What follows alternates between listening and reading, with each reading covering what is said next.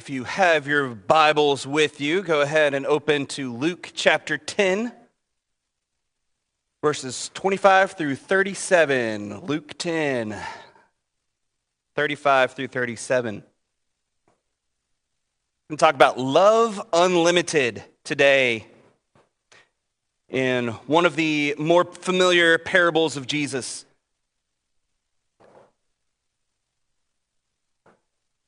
You know, I've enjoyed going through these stories because they get me to think deeply about life in general, and they allow me to see even world events and the news through a different lens. Now, one of the biggest stories happening over the last few weeks has been the World Cup. Anybody watch any World Cup soccer games? Wow. Okay, listen. The United States is playing Bosnia this week in the knockout round. You better tune in. But I don't like soccer. Get over yourself. It's the most popular sport in the world. It's far more action than American football, I'll say. And this is coming from a person who played football. All right. But that's not what I want to talk about. I want to talk about not the games, but everything surrounding the games that's happening right now. Because one of my favorite things, something that's bringing me so much hope and so much joy, is seeing all of these people from so many different places around the world get to experience the real America for the first time. And so many people are saying things like, the United States is nothing like our media back home portrays it. We thought it was going to be dangerous and hostile, and the people were going to be mean and hate us just because we're from somewhere else. And they get here, and their experience could not be any different. They're talking about how nice everyone is. How when they realize they're here for the World Cup, people are like going out of their way to show the foreigners a good time. Pointing them to the best restaurants, pointing them to the best locations and events and where to go and what to do.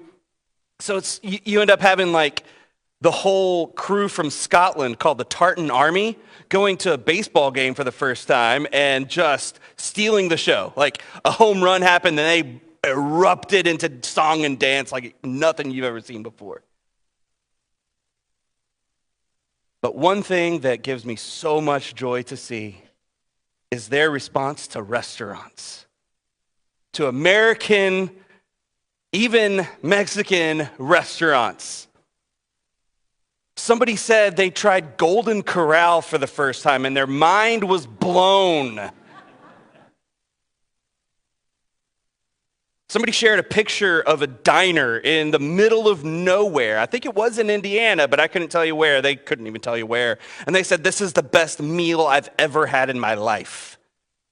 People are literally taking bottles of ranch dressing back home in their suitcases.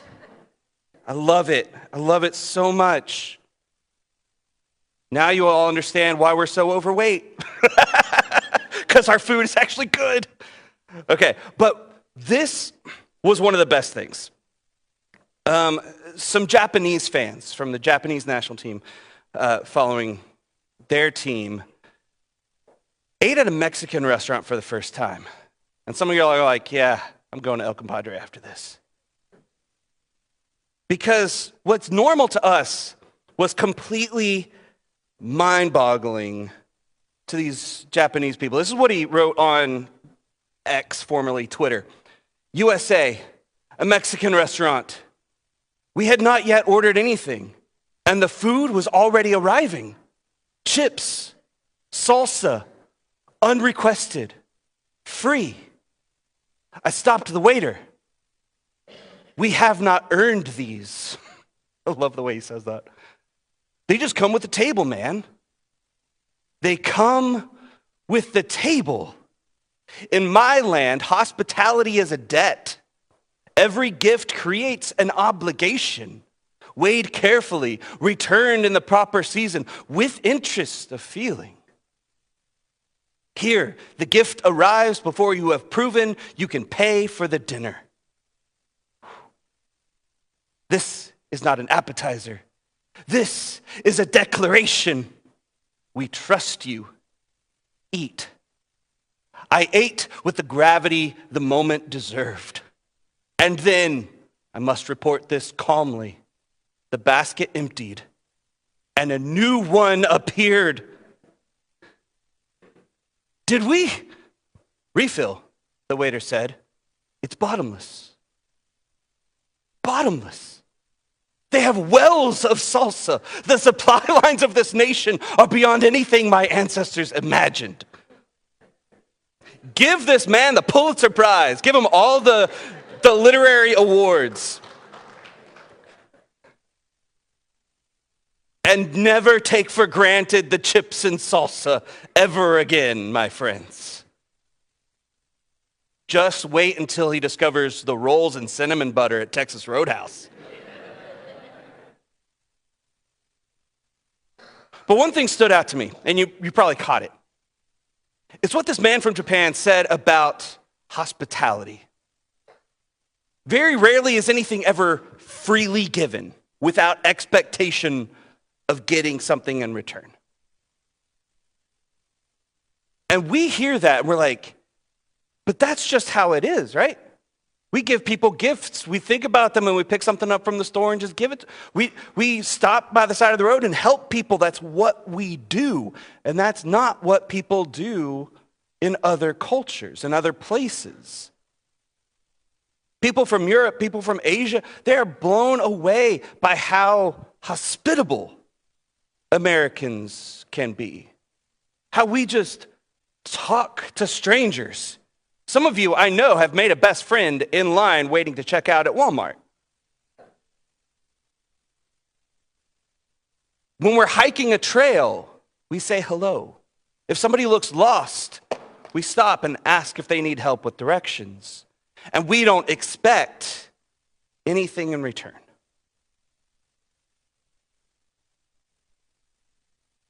This World Cup, for me, has highlighted the best of American culture and Americans and what we value. And it should highlight what we as Christians value too. The other major headline that's been front page for the last almost half a year now is the conflict in Iran. And yes, the Iranian national team had representation here. They had to stay in Tijuana, Mexico, and then cross over the border to play their games and then immediately go back.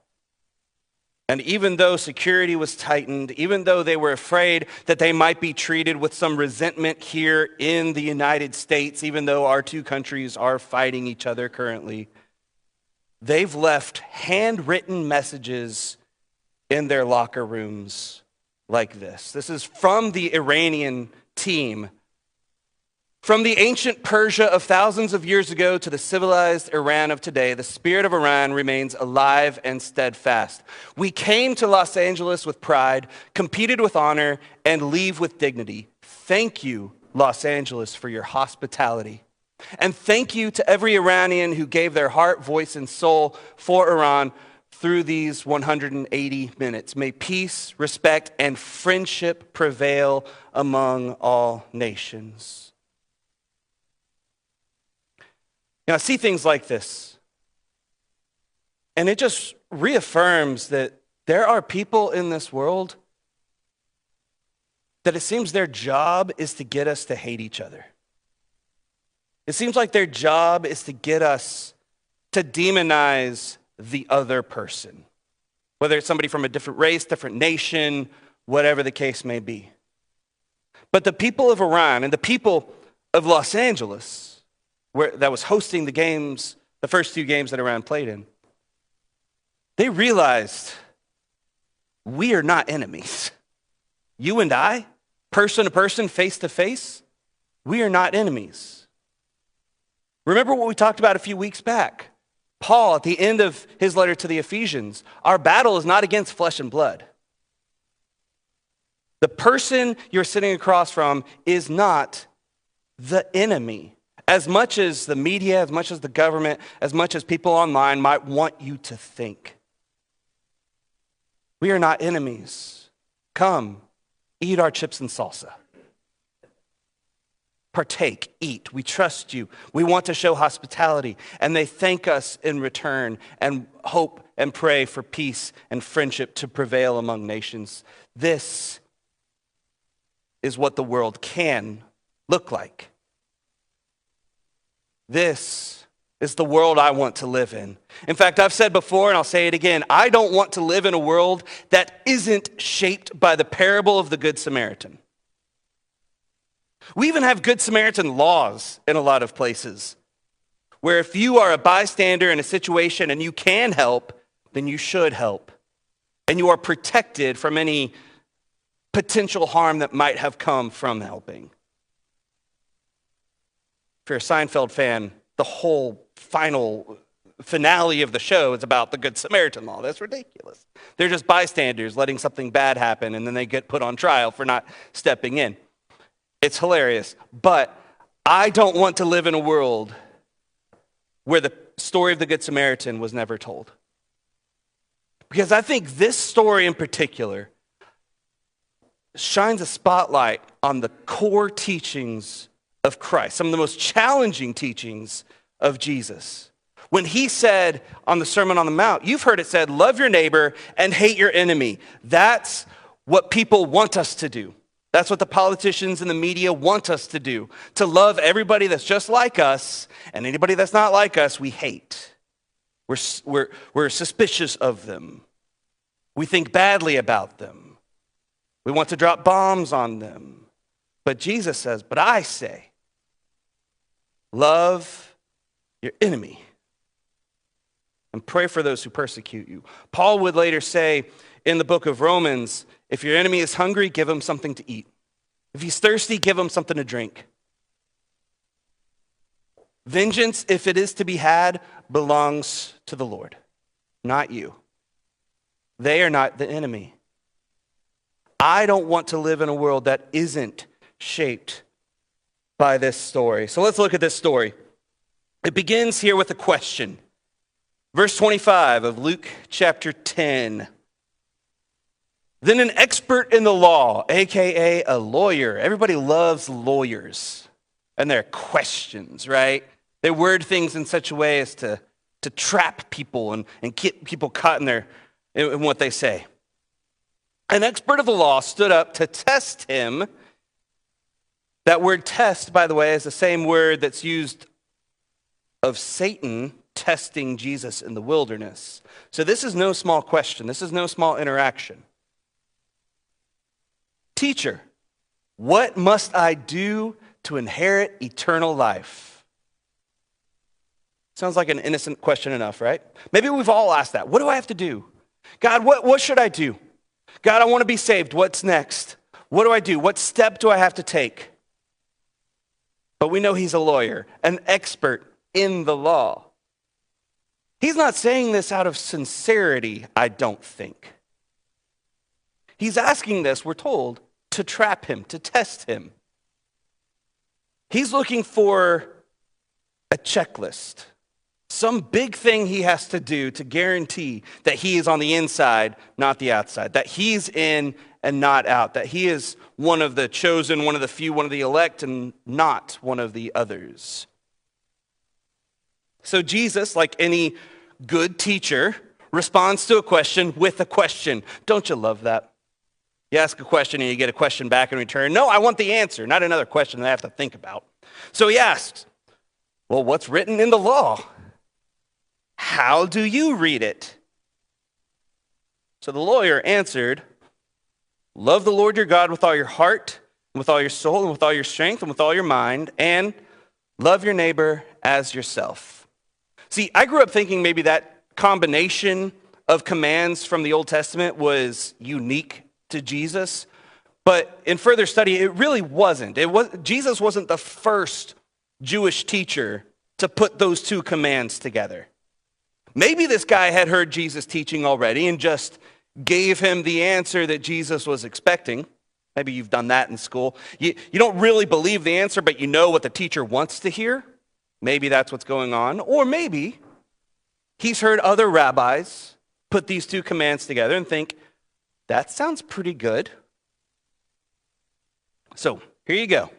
Love God with your entire being and love your neighbor as yourself. One command from Deuteronomy chapter 6, the other command from Leviticus 19. Ding, ding, ding, Jesus says, you've answered correctly. Congratulations. You know exactly what to do. Do that and you will live. Love God with your entire being and love your neighbor as yourself. Simple, right?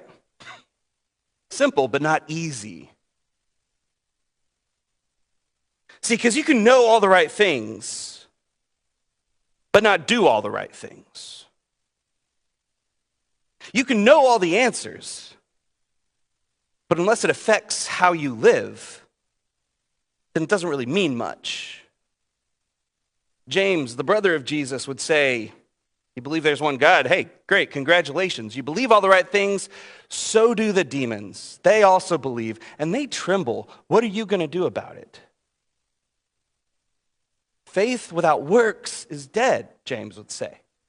So Jesus here, he's saying, you know the right thing, you can give the right answer, now go do it. And if it just ended there, again, that interaction itself would be challenging enough for us to base an entire sermon on. Do it. How good are we at that? But many of us might hear that and think similarly to this lawyer and want to justify ourselves for all the times we don't. For all the times we've failed to live up to that standard of loving God and loving our neighbor as ourselves. We might want to justify and come up with all these reasons and excuses and justifications for why we ignore certain people or why we walk right past people who need our help or why we don't step up and volunteer or we don't give like we should or we don't do all these things we know God has asked us and told us to do. So he wants to justify himself, verse 29. He asked Jesus, but who is my neighbor? Ooh, now we're getting to the meat of it. Now we're getting to the nitty-gritty. Again, Jesus could have said, haven't you seen Mr. Rogers' Neighborhood? We're all neighbors. He could have just, everyone could have answered that question, but he doesn't. And there's a very good reason. Because he sees right through this question. When the man asks, well, who is my neighbor? When it says, love your neighbor as yourself, who does that include? But in asking who it includes, what else are you doing? You're asking who it excludes. The question, who is my neighbor, is the same question, is the same way of asking who isn't my neighbor. Because as soon as we start to define it, as soon as we start to put limits on it, we've lost the plot. That same chapter in Leviticus that says, love your neighbor as yourself, also goes on to say, love the foreigner as one of your countrymen. This idea of neighbor and enemy and who is my neighbor, who isn't my neighbor, Jesus says we've got to get rid of that way of thinking. To answer the question of who is my neighbor will automatically exclude people. It will give you permission not to love certain people. Isn't that what we all want, though? We want a reason that we don't have to love certain types of people. We want reasons to justify our hatred, our animosity, our negative feelings towards others. So we want to narrow it down as far as possible to who do we have to love and who are we free not to. It's the same question. So he tells a story. One of the greatest stories ever told, right alongside the parable of the prodigal son that we looked at last week. And just like the story of the prodigal son, I don't think it's a great title for that story. I think it's better the parable of the lost sons, because a man had two sons, both were lost. So in this one, I don't know that calling it the parable of the Good Samaritan is the best. In fact, early church traditions, they would call it the parable of the man who fell among robbers. Because really the question isn't necessarily, are we the priest, the Levite, or the Samaritan? It's, what if we're the man who fell among robbers? What happens to us? Who would we want to receive help from? Okay. Let's read this story and then we'll talk about it some more. In verse 30, Jesus took up the question and said, "A man was going down from Jerusalem to Jericho, and he fell into the hands of robbers. They stripped him, beat him up, and fled, leaving him half dead. A priest happened to be going down that road. When he saw him, he passed by on the other side. In the same way, a Levite, when he arrived at that place and saw him, he also passed by on the other side. But a Samaritan on his journey came up to him, and when he saw the man, he had compassion. He went over to him and bandaged his wounds, pouring olive oil and wine. Then he put him on his own animal, brought him to an inn, and took care of him. The next day, he took out 2 denarii, gave them to the innkeeper, and said, 'Take care of him. When I come back, I will reimburse you for whatever extra you spend.' So which of these 3 do you think proved to be a neighbor to the man who fell into the hands of robbers?" I'm going to stop there before the great reveal. He tells a story. A man fell among robbers. Now, this story is rooted in reality. The path from Jerusalem down to Jericho, now, Jericho is north of Jerusalem. It'd be like us saying we go down to Bloomington. We don't go down. Okay. They weren't talking directionally. They were talking elevation. Jerusalem sat on a ridge, on a mountain ridge, about 2,500 feet above sea level. Jericho sat right down in the Jordan River Valley, and it's about 700 feet below sea level. So you go down really far. It is a steep elevation gain and loss down the other way within the course of about 17 to 18 miles. And it was a winding path through cliff faces, through hills, through boulder fields, through caves, lots of nooks and crannies for thieves and robbers to hide. When he said a man was going down from Jerusalem to Jericho, they knew that's a dangerous road to travel. That's a dangerous place to be. It's grounded in reality. And he fell among robbers. They stripped him, they beat him up, took everything he had, and left him half dead on the side of the road in a ditch to die. His hearers would have thought this could have been any one of us. How many times have you narrowly avoided tragedy in your life? How many times have you been one paycheck away from homelessness or one missed mortgage payment away from having your house repossessed or one slight second away from a fatal car wreck? Like, how many times could that have been you? Of no fault of your own necessarily. But that could have been any one of us. The man who fell among robbers, his audience would have known this could have been any of us.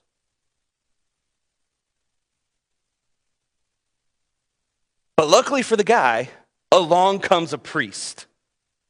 Along comes a priest. Now, there's been a lot of debate over the priest and the Levite and why they passed by on the other side. Some people think, well, it was because of ritual purity. There are laws in the Old Testament about not touching a corpse, or if you do touch a corpse of any kind, then you are ritually unclean. And well, of course, a priest wouldn't want to be ritually unclean because then he couldn't perform his duties. But notice, the priest is going down the same road. So a lot of scholars think, well, the priest had already finished his duties. He was off the clock.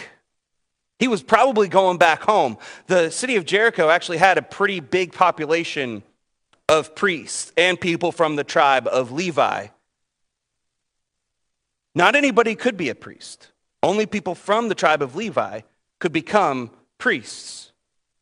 And they had a big community, a big population there in Jericho, being, about a day's walk or so away from Jerusalem.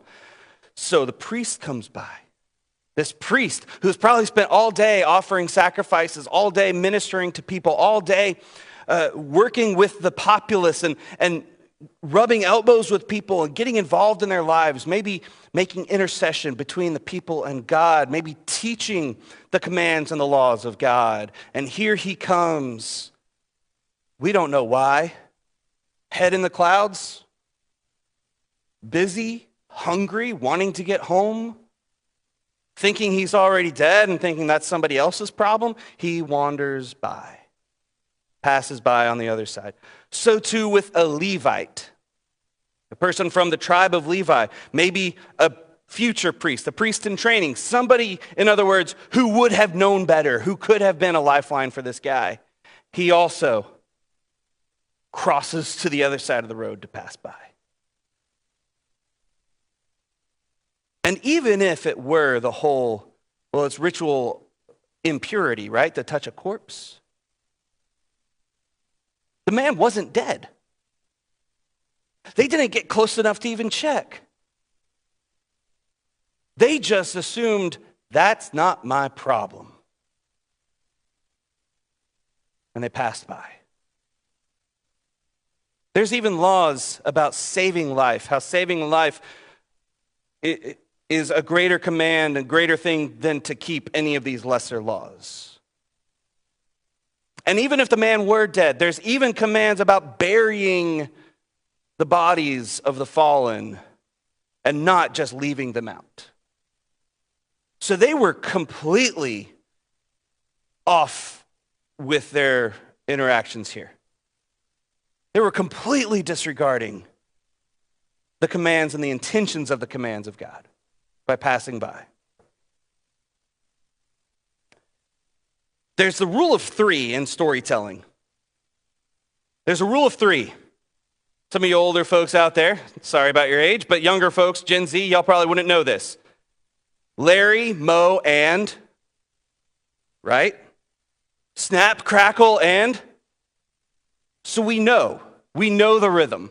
We know what comes next. And for his hearers of this story, they would have known what comes next. A priest, the high official, okay, he passes by. The Levite, okay, he's training to become one of those high official and elites in the nation. He passes by, but a good old plain Joe Israelite walks by. An everyday sort of dude comes by and helps the guy. That's what they would have been expecting. A priest, a Levite, and an Israelite. That's the pattern of 3 they would have been expecting. But Jesus throws the biggest wrench in the story. A Samaritan comes by. Gasp. To say that Israelites and Samaritans had their issues is one of the greatest understatements of history. The conflict between Israelites and Samaritans stretches back hundreds of years from the point that Jesus is talking about. It basically goes all the way back to the divided kingdom where Israel broke off from Judah in the south. And eventually the nation of Israel, the top 10 tribes, were taken into exile by the Assyrian Empire. And what the Assyrians would do is they would take some people out of exile and then import other people into that land so they can mix the whole group together as one new thing that they can control more easily. And that's exactly what happened in the region of Samaria. The Assyrian Empire brought over a whole bunch of people to mix, to intermarry, to have kids, to sort of become their own thing. And that in and of itself caused a lot of conflict. And then when the southern nation of Judah got taken into exile, they were there for 70 years in Babylon, and then they came back home, and guess what? The Samaritans had spread out. They had made themselves cozy. They had taken over a lot of the region. And so there's even more conflict. And neither side thought the other was in the right. The Israelites would worship at the temple in Jerusalem. Guess what? The Samaritans had built their own temple on Mount Gerizim. Let me put this map up there. So in the time of Jesus, you've got the region of Samaria there in the middle. You've got Galilee in the north, Judea in the south. So Jesus did a lot of his ministry up in Galilee in the north. And when he came down to Jerusalem, a lot of people would have crossed over the Jordan River and gone down through the Decapolis and Perea and then crossed back over around Jericho to make the trip down to Jerusalem. Just a chapter before this, in Luke chapter 9, if you flip over there, verse 51, Jesus was determined and set his face to journey to Jerusalem. And he sent messengers ahead of him and on the way, and they went to the village of Samaritans to make preparations for him. But the Samaritans said, "You are not welcome here." And they did not show hospitality. They did not let Jesus and his disciples stay overnight in that town. And then James and John say, "Hey, Jesus, do you want us to call down an airstrike and nuke them out of existence?" To which he says, No.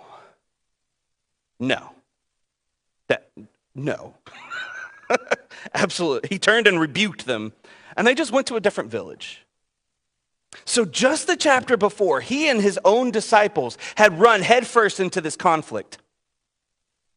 As I was researching some of this, it was crazy. Just about 100 years before the time of Jesus, some of the people from Judea there in the south had overthrown one of the major cities of the Samaritans and completely burned it to the ground and destroyed their temple on Mount Gerizim. Fast forward to the early days of Jesus. This isn't recorded in our Bibles, but it's recorded in history, I think through Josephus. Some of the Samaritans, kind of in retaliation, during one of the big Passover festivals, took human bones and scattered them around the entire temple complex to defile it at the height of one of their holiest celebrations. They hated each other. So for Jesus to use the Samaritan as the hero of the story, that would have stopped people dead in their tracks. So, why did the priest and the Levite pass by without helping? We've already talked about this a little bit, but I wanted to point you to this quote from Dr. Martin Luther King Jr. Now, this is from his speech the night before his assassination in Memphis, Tennessee. This is a speech, maybe you've heard it before. I've been to the mountaintop speech that he gave. It's a powerful speech given on the night of April 3rd, 1968. And he says this, he's talking about helping each other and what causes people not to help each other and all this and what our attitude should be. He says it's possible that they, the priest and the Levite, felt that the man on the ground was merely faking and he was just acting like he had been robbed and hurt in order to seize them over there, to lure them there for quick and easy seizure. Like maybe he's setting a trap. Maybe this is part of the whole way that we end up getting robbed too. So the first question that the Levite and the priest asked was, if I stop to help this man, what will happen to me? But then the Good Samaritan came by and he reversed the question. If I do not stop to help this man, what will happen to him? And I thought that's really powerful. If I don't stop, what happens to him? He wasn't concerned about himself. He wasn't concerned in that moment about the relations and the complex history that the Israelites and the Samaritans had with each other. He wasn't concerned about that. In the moment, all he saw was a person who needed help. And he thought, if I don't help, who will? If I don't stop, what happens to this guy? If I do nothing, is that the best thing for life on planet Earth? So my question in all of this is, what makes the Samaritan different in the story?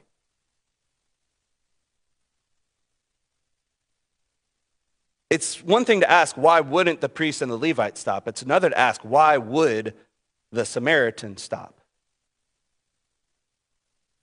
And there's a few things that stand out to me about the way Jesus tells this parable. First, the Samaritan traveled with intention. The other two, the priest and the Levite, they just happened to come by this man. It was pure happenstance, pure coincidence. The Samaritan, we're told, was on a journey. He was on a mission. He was traveling with intention. He came prepared. He was traveling with stuff. He had bandages. He had oil. He had vinegar. He had wine. He had like the first aid kit that you keep in the car. He had that. He was traveling with all the supplies he would need in case something bad were to happen to him or to someone else. He was traveling with intention, first of all.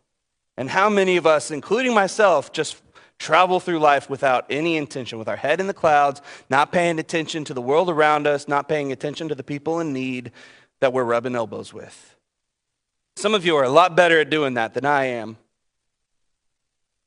I will admit. He was traveling with intention. Are you journeying through life with intentionality, keeping your head on a swivel, as I say? Second, the Samaritan was moved with compassion. That word compassion means to feel something deep in your gut. Literally. It's the word for guts in Greek. It's the word for guts. He felt it deep down in him. And this idea of compassion is not just, oh, that's a real bummer, man, and you go about your day. This idea of compassion is a feeling that moves you to action. If it doesn't lead to action, it's not true compassion. It's just pity. He didn't just pity him. He was moved with compassion.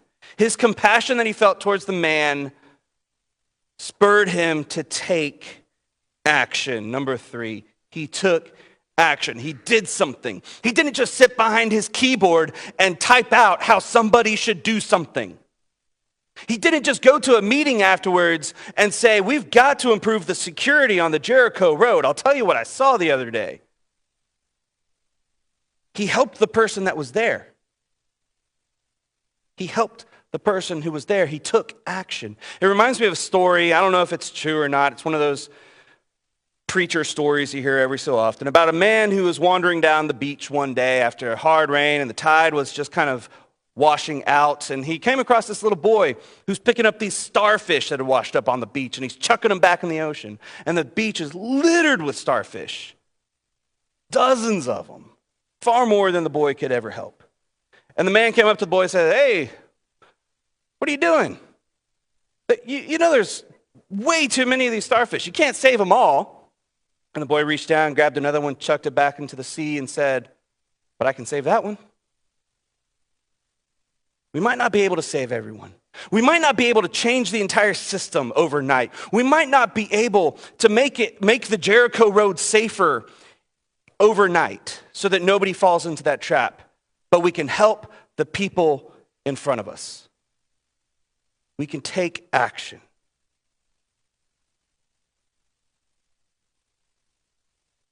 After all, isn't that what God wants? Hosea 6, verse 6, I desire mercy and not sacrifice. Knowledge of God rather than burnt offerings. That mercy, that's an action word. That's the same root as the word for compassion. Mercy that leads to action. Micah 6:8, mankind, he has told each of you what's good, and this is what the Lord requires of you, to act justly, to love mercy, and to walk humbly with your God. Those are all action words. Matthew 7:12, whatever you want others to do for you, do also the same for them, for this is the entire law and the prophets. This sums up everything. It's not just about knowing all the right things. It's about letting that knowledge change you and transform you into a person who, moved with compassion, acts to help other people. In other words, knowing is not the same as doing. This lawyer, let's go back to him. This lawyer in the story, he knows the right answers. He knows, love the Lord your God with all your heart, soul, mind, and strength, and love your neighbor as yourself. He knows all of it. Doing it is a whole other story. You can sit in these chairs week after week and know what God wants of you. But when you leave here and you go to your job on Monday, or you interact with your neighbors on Tuesday, or you go grocery shopping on Thursday, are you doing what God has asked of you? Knowing versus doing. I mentioned Mr. Rogers earlier. This is one of my favorite quotes. Maybe it's one of your favorites too. Fred Rogers once said, when I was a boy and I would hear about something scary, my mother said, always look for the helpers. You will always find somebody who's trying to help. We see that after every natural disaster. Every hurricane, every tornado, every flood, people are showing up ready to help. After a disaster of other kinds, after, for instance, 9/11, people were lining up to donate blood and helping in any way they could. It's easy to get focused on the negative. It's easy to get so focused on the bad. It's easy to buy into this lie that that person is our enemy and don't deserve our help. But Jesus flips the script. Jesus flips the script. He asks us to be the helpers. Look for the helpers, yes, but then grow up and be the helper, right? That's the kind of world I want to live in. I want to live in the kind of world where we don't ask, well, who is my neighbor and who isn't my neighbor? Who do I have to love and who do I not have to love? Who can I show hospitality to versus who do I not have to? I don't want to live in that kind of world. When Jesus asked this question, which of these three do you think proved to be a neighbor to the man who fell into the hands of the robbers? The lawyer answered, the one who showed mercy to him. Then Jesus said, go and do the same. Don't get caught up on who is my neighbor and who is my enemy. Who is my neighbor and who isn't my neighbor? Go be a neighbor. Neighboring does not depend on the other person, in other words. The Samaritan in the story didn't help the guy because he thought he would get repaid. In fact, he gave even more out of his own pocketbook to help the person for the long haul. Some estimates think that the money that the guy gave to the innkeeper could have kept the injured man there for anywhere between 2 weeks to 2 months, depending on, inflation and all that. But a long time. And when I come back through, if there's anything else that you have to spend on this guy, I will pay. Go be a neighbor. Because at the end of the day, don't we all serve the God who paid everything already? We're going to talk about that more next week in some of these parables. That God has paid everything already. God has erased the debt. God has rescued us. And just as we read at the beginning, if God loved us in this way, we also ought to love one another. Worship team, if we could come back up. So what do? Go and do likewise. Go be the neighbor this week. Find someone to help. Find something to give. Find some way to show God's love to other people and not just keep it for yourself, because head knowledge is not the same as doing. God wants both. He wants your heart, your head, and your hands to all be in alignment to serve him and worship him through how we love other people. And for goodness sake, watch the World Cup and pay attention to how people are finding that kind of hospitality right here at home, and let it give you hope and inspiration.